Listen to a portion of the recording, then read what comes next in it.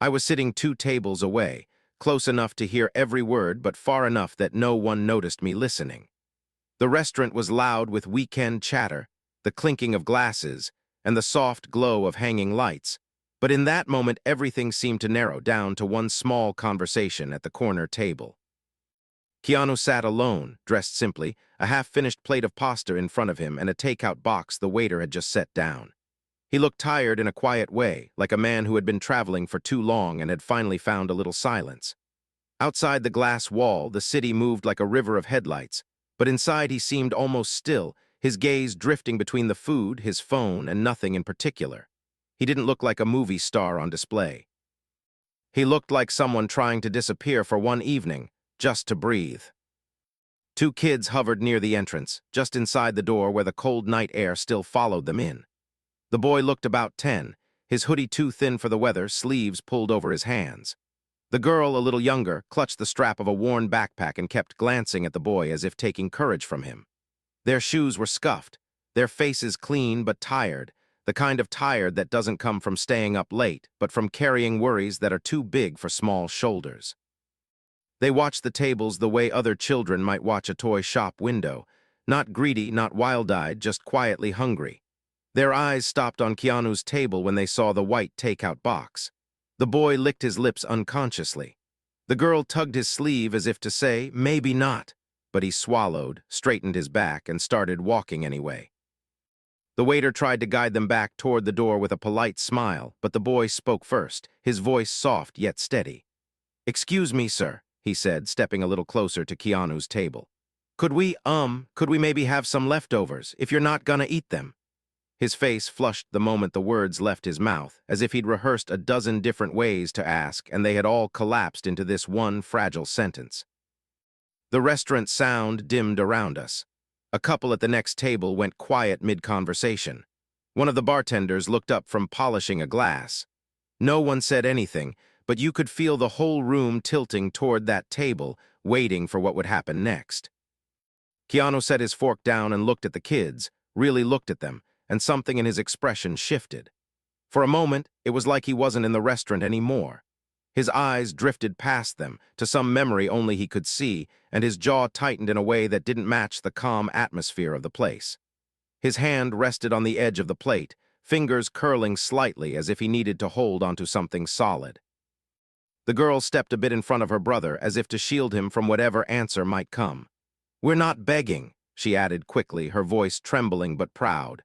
We haven't eaten since yesterday. It's okay if you say no." Her chin lifted after she said it, like she was forcing herself not to look scared, but her lower lip pressed tight against her teeth. For a heartbeat, Keanu didn't respond. He just watched them, the way someone watches a choice arrive at their doorstep uninvited. His eyes flicked to the takeout box, then to their shoes, their thin jackets, back to their faces. Inside him, battle lines were forming that no one else could see, between privacy and responsibility, between the need to stay invisible and the urge to step forward. Across the room, a man in a suit rolled his eyes and muttered something about street kids to his date. At another table, an older woman shook her head sadly, as if she'd seen this story too many times and already knew the ending. The waiter shifted his weight, torn between restaurant policy and basic human compassion, his eyes silently pleading with Keanu to make this easy for everyone. Keanu's chair scraped softly as he leaned forward. For the first time since they approached, the kids flinched, unsure whether what came next would be kindness or humiliation. His voice, when it finally emerged, was low and steady, but there was a crack in it, like a windowsill weathered by years of rain. He picked up the takeout box, turned it in his hands, and then looked from the food to the children with a strange, unreadable expression. The boy's fingers tightened around the strap of his sister's backpack, bracing for a refusal or a lecture about asking strangers for handouts. The girl swallowed hard, eyes shining with a mix of hope and fear. Keanu drew in a slow breath, as if the answer he was about to give would cost him something real, something more than just a box of leftovers. And instead of simply handing over the food or sending them away, he said something that made the entire room freeze mid-breath, including me. "I'm not giving you my leftovers," Keanu said quietly. The words hit the air like a plate dropped on the floor. The boy's face went blank, the kind of blank that isn't confusion but self-defense. The girl's shoulders folded just a little, like she was used to doors closing and had already learned how to shrink before they slammed. A couple of people at nearby tables nodded to themselves, as if the scene had ended exactly the way they expected. The man in the suit even gave a small, satisfied smirk. But Keanu didn't lean back or look away. His gaze stayed fixed on the kids, his eyes softer than his words. "I'm not giving you my leftovers," he repeated, more slowly this time, as if he wanted them to really hear him. Then he set the box back on the table and pushed his chair out. "Because you don't deserve leftovers." The boy's eyes flashed with hurt and confusion. "We were sorry, sir," he stammered. "We just thought maybe." "You deserve a real meal," Keanu said, cutting gently through the boy's apology. He stood up, his chair scraping across the floor, and raised a hand toward the hovering waiter. "Not what's left, not what someone's done with. Sit down." He gestured to the empty chairs at his table. "If you're okay with that, both of you, sit." The girl frowned, looking from his face to the chairs as if trying to decode a trick. We can't pay," she whispered. "We don't have any money." Her voice was flat, tired of repeating that same line to adults who kept asking for things she didn't have. "That's not your job tonight," Keanu said. His voice wasn't grand or dramatic. It was simple, almost quiet, but there was a kind of tired authority in it. "Your job is to sit and eat. Let me worry about the rest." The boy hesitated, glancing toward the door, calculating the risk. He had the look of someone used to being chased away, always ready to run before things got worse.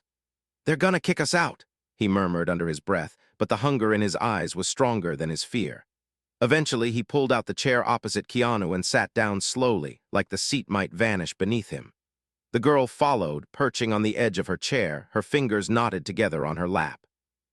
The restaurant's atmosphere shifted, uneasy and curious. The waiter approached, uncertainty written all over his face. "Sir, is everything all right?" he asked gently, glancing at the kids with a hint of apology.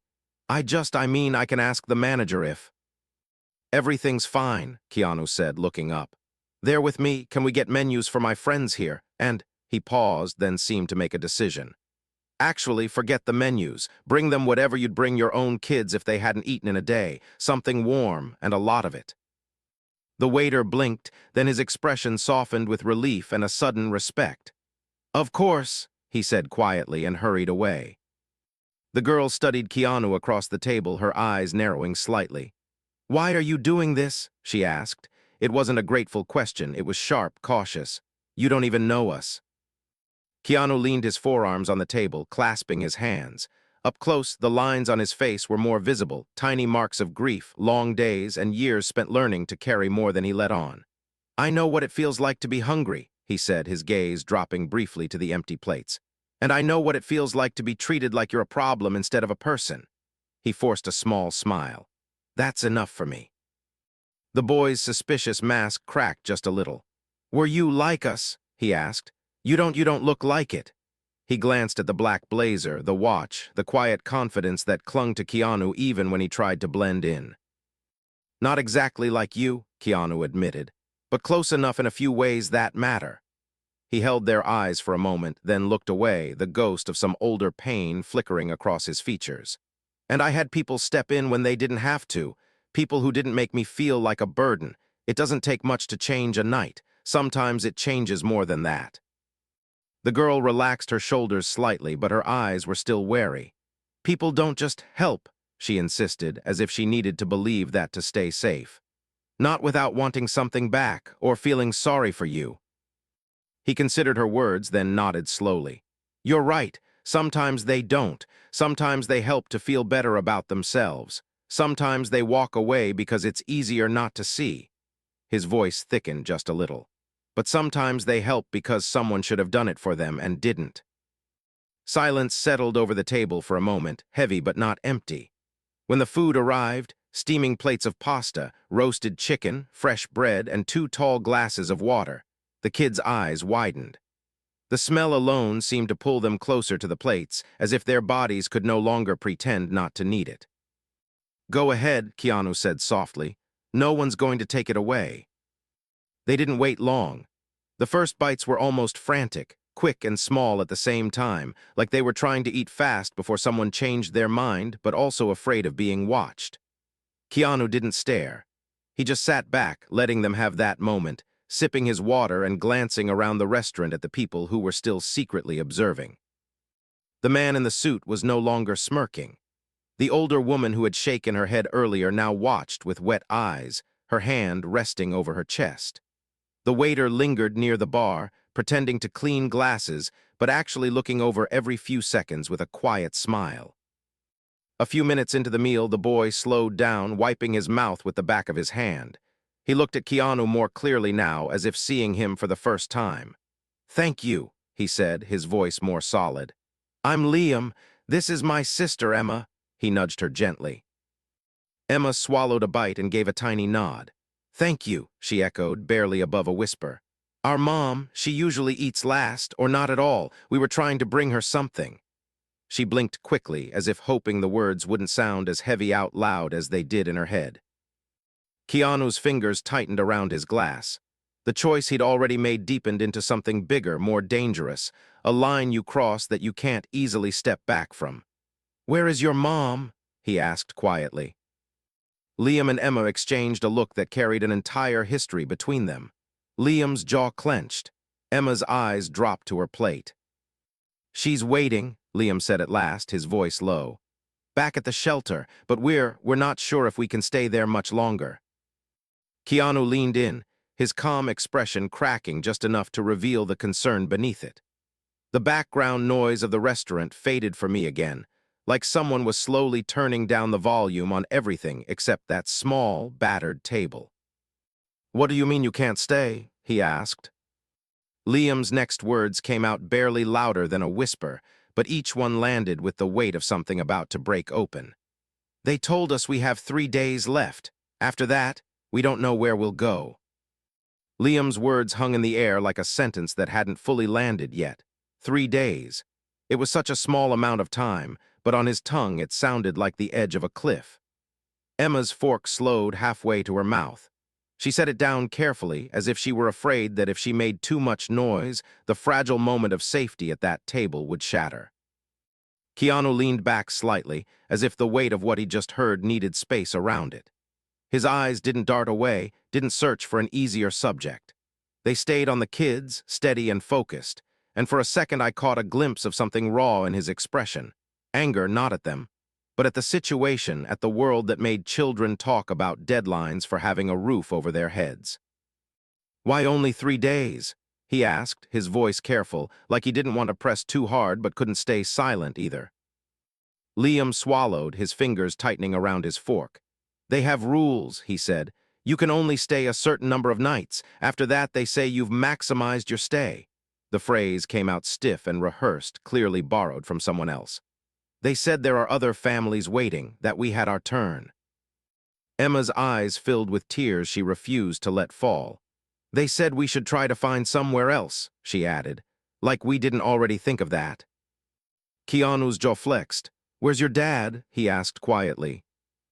Liam's gaze hardened in that instant, a wall slamming down behind his eyes. "Gone," he said, just that one word, flat and final, leaving no room for more questions. "It's just Mom." Emma twisted the strap of her backpack around her fingers. "She got sick," she murmured. "She missed work. Then they said they didn't need her anymore. Then we ended up there." Her voice cracked slightly at the word "there," as if naming the shelter out loud might make it more real, more permanent. Keanu was silent for a long moment.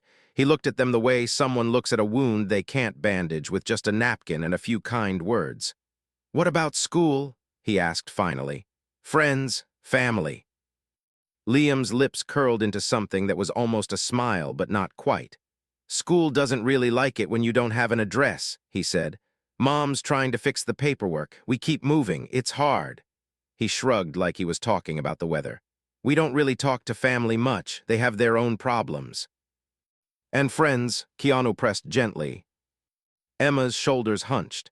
"It's hard to make friends when you have to pretend you're not scared all the time," she said. The simplicity of the sentence made it hit even harder. "People at school ask where you live, what your room looks like, if your parents can drive you over. It's easier to say nothing." A slow breath left Keanu's chest. Something about Emma's last words seemed to slice through him. He stared at the candle on the table for a moment, the small, steady flame reflected in his eyes like a memory.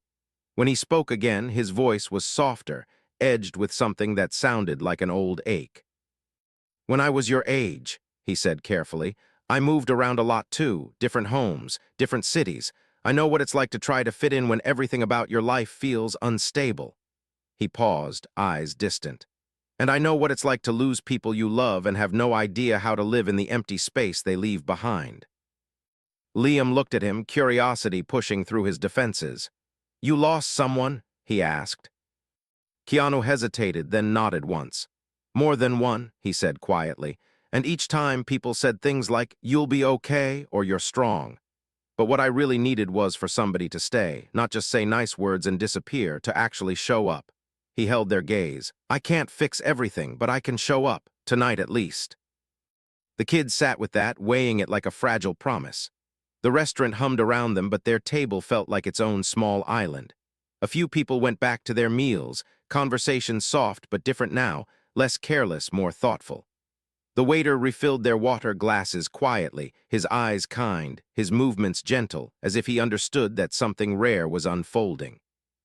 "So what happens after 3 days?" Keanu asked. He said it knowing they didn't really have an answer, but he needed to hear it from them anyway. Liam stared at his plate. "Mom says we'll figure it out," he said finally. "She always says that. She smiles when she says it, but her eyes—" He stopped, unable to finish. "We usually sleep where we can, a church basement, a friend's couch if they don't mind, sometimes just somewhere." His voice dropped on the last word, ashamed of a reality he didn't create but still carried like guilt. Emma's hands trembled now. She squeezed them between her knees. "She works so hard," she whispered. "She skips meals, she pretends she's not tired, she tells us stories like everything's an adventure, but—" Her lips trembled, and this time she couldn't stop the tear that slipped down her cheek. "It doesn't feel like an adventure." Keanu's expression softened with something almost paternal. He reached across the table, but he didn't touch her. He just rested his hand near hers, close enough that she could take it if she wanted to. "It's okay to say it's hard," he told her softly. "You're not being ungrateful, you're being honest." Emma looked at his hand, then up at his face, searching for any hint of pity. She must not have found it, because slowly, cautiously, she let her small fingers slide into his palm. He closed his hand around hers gently, not squeezing, just holding. Liam watched, his eyes glassy, caught between relief and the instinct to pull her back. From where I sat, that simple contact felt heavier than any speech. It was a bridge being built, plank by plank, between two worlds that rarely meet without judgment in between. After a moment, Keanu released her hand and sat back, as if making a decision with every inch he moved. "Okay," he murmured, more to himself than to them. "Here's what we're going to do tonight." He glanced at Liam. "You said your mom's waiting at the shelter." Liam nodded cautiously. "Yeah, she thinks we're just looking around for something. We told her we'd be back soon." "You trust me enough to let me walk you back there?" Keanu asked, his tone open, giving them an out if they needed it. "We'll bring her some food. I want to talk to her, not about charity, about options." Liam tensed, suspicion flaring back up. "What kind of options?" he demanded. "We've heard people promise stuff before. They get all emotional for one night, and then we never see them again." Keanu didn't flinch at the accusation. If anything, he seemed to respect it. "That's fair," he said. "You don't know me, you don't owe me trust. I can't stand here and guarantee I'll fix your whole life. That would be a lie." He leaned forward. "But I can promise 2 things. First, you will not sleep hungry tonight. None of you. Second, I won't disappear tomorrow and pretend this never happened. If your mom is willing, I'll help her find more than 3 days." Emma studied him with wide, wet eyes, searching for the crack that would prove he was just like everyone else. "Why?" she whispered. "Why us? You could help anyone. You could just finish your dinner and go home. No one would blame you." He inhaled slowly, the question landing somewhere deep inside him. For a moment his composure slipped, and I saw something like shame flicker across his features. Shame not for the life he had, but for how easy it would be to look away. "Because I've had too many nights," he said quietly, "where I walked past someone who needed help and told myself there was nothing I could really do, or that I was too busy, or too tired, Tonight, I don't want to be that man. Tonight, I want to live with myself tomorrow morning. The honesty of that answer seemed to disarm Liam more than any heroic speech could have. He looked down, then back up again, and for the first time since he'd walked over, the hardness in his eyes began to soften. "Okay," Liam said slowly. "We'll take the food to Mom. You can come if you want." The words came out stiff but sincere, like someone trying on trust and finding it unfamiliar but not impossible. Keanu nodded once as if they had just made a serious agreement. "Then that's what we'll do," he said. He signaled the waiter. "Can we get a few meals packed to go? Something that will stay warm as long as possible." "Of course," the waiter replied, already moving, his face lit with a quiet urgency. As they waited, the kids kept eating, slower now, savoring each bite instead of swallowing them whole. Keanu glanced at the restaurant window, where the city lights blurred into streaks. Inside him, something seemed to be shifting, like a man who'd walked into a place wanting only to disappear, and instead was being pulled into a story he hadn't expected to own. He pulled out his phone almost reflexively, his thumb hovering over the screen. Then he stopped, locked it, and set it face down on the table. Whatever impulses he'd had to text someone to call for advice to escape into distraction, he pushed them away. He chose, again, to stay present. The takeout bags arrived, heavy with warmth and possibility. Keanu reached for his wallet, but even his gesture felt different now. This wasn't a tip or a casual act of generosity. It was the first step onto a path whose end he couldn't yet see. As he stood and helped Emma with her backpack, Liam watching every movement like a wary guardian, there was a quiet tension in the room, as if everyone could feel that something important was leaving with them. Not just a movie star and two hungry kids, but a question floating in the air for everyone who had watched. What do you do when kindness asks you for more than spare change? Keanu opened the restaurant door, the night air rushing in cold and sharp. He looked down at the kids, then out into the darkness where their mother waited without knowing what was coming. "Lead the way," he told Liam. And as they stepped out onto the street together, none of them knew that the conversation waiting at the shelter would change far more than just where one family slept. The shelter sat on a quiet side street, its doorway lit by a single tired bulb. Inside, rows of thin mattresses lined the floor, and the air held that mix of detergent, worry, and hope that clings to places where people arrive with nothing. Liam and Emma moved quickly through the hall, clutching the warm food bags, Keanu just behind them, his steps slowing as he took in the scene. Their mother sat on the edge of a cot, shoulders slumped, arms wrapped around herself like she was trying to hold her whole world together. When she saw the kids, she smiled with automatic relief, the practiced, "I'm okay" expression of a parent who can't afford to fall apart. The smile faltered when she noticed the man standing behind them. "Mom," Emma blurted out, rushing forward, "we brought you dinner, real dinner." She held out the bag like an offering, her face shining. Their mother's eyes filled instantly. "Where did you—" she began, then stopped as Keanu stepped closer, hatless now, no mystery, just a man with tired eyes and a quiet presence. "Ma'am," he said gently, "I'm Keanu. We met your kids at a restaurant. They asked me for leftovers. I thought maybe all of you deserved better than that." Her gaze flicked to the bags, then to his face, wary and grateful and embarrassed all at once. "I don't know what they told you," she said, her voice low, "but we're not asking for—" "I know," he interrupted softly. "They didn't ask for charity, they asked for food, the rest is on me." He paused. "Can we talk just for a few minutes?" They sat at the edge of the cot while Liam and Emma opened the containers, the smell of warm food spreading through the room. A few nearby families looked over, not with jealousy, but with that quiet curiosity of people who understand how fragile good fortune is. Their mother explained in halting sentences: lost job, late rent, medical bills, a chain of small disasters that had pulled them under one by one. She spoke with the shame of someone who had done everything right and still ended up here. Keanu listened without checking his phone, without rushing her, his expression darkening with every detail. "You've done more than most would in your position," he said finally. This isn't a failure of character, it's a failure of the system around you." He drew a breath. I can't fix that system tonight, but I can help fix this part of your story. Her eyes widened and she shook her head instinctively. I can't let you. You're not letting me, he replied. You're accepting a hand that someone should have given you a long time ago. That's not weakness, that's courage. He laid it out simply, no drama, no grand speech. He would pay for a small motel room for the next week so they wouldn't end up on the street when their shelter time ran out. He knew a local organization that helped single parents find stable housing and work. He would call them personally in the morning. He'd cover a few months of rent once they got a place, just enough breathing room for her to stand up without the ground collapsing. If you want that, he added, only if you want it. Liam stared at him. You do all that for us, he whispered. For your mom, Keanu corrected gently, and for the kid I used to be who needed someone to do it for him. Tears finally spilled down their mother's cheeks, no longer held back for her children's sake. She covered her mouth with her hand, shoulders shaking silently. Emma wrapped her arms around her waist. Liam reached for her hand. The three of them became one tight circle of relief and disbelief and exhaustion. Keanu looked away for a moment, giving them privacy even from his own eyes. When he looked back, there was a softness in him that hadn't been there at the restaurant.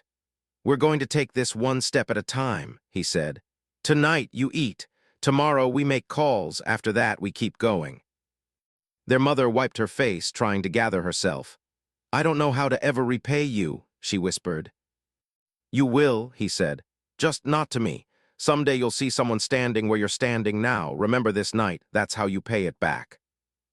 Liam nodded slowly, the words settling into him like a promise. Emma looked up at Keanu with a different kind of awe now.